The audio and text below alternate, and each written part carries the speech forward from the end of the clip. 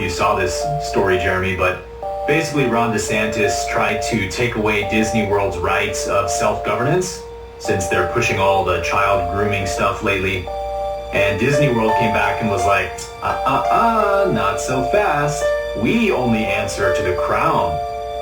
And this is just almost hilarious if you know what's going on, because they would never ever admit this unless they were forced to in a situation like this.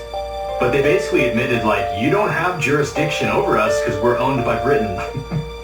So for those of you who are like confused by this, apparently the land that Disney World is on is owned by the crown.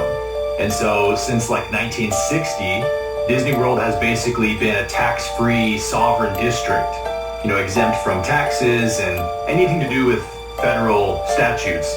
And they basically claim to just be like an apolitical charity. Disney does a lot of charity work so that they can be tax exempt. Then they started pushing all this woke stuff, and so Ron DeSantis was like, all right guys, you want to get involved in politics? Then let's do politics. We're going to take away your tax exempt status in Florida. But then Disney World came back and pulled out this clause from the British Bill of Rights, which is a royal clause that dates back to like 1692. And it says that essentially Britain has sovereignty over any territory of the crown until the last descendant of King Charles III has passed. And that's the clause Disney World used to keep their tax-exempt status in Florida. And if you know anything about history, then you know that this clause comes from the Magna Carta, which is like the English Bill of Rights.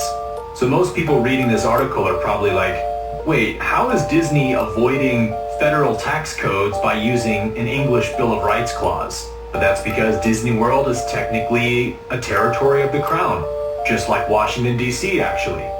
Most of you know that Washington, D.C. is not actually a state, but a territory, aka a British colony.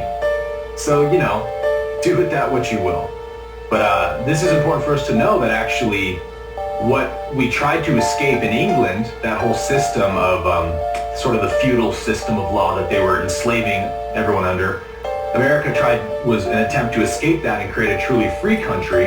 And so what a lot of, alternative independent historians say is that England could have easily stopped this from happening, but they essentially were like, well, let's just give them the illusion of what they want, and technically we'll still control them and we'll still create the same law structure in that country as we have here.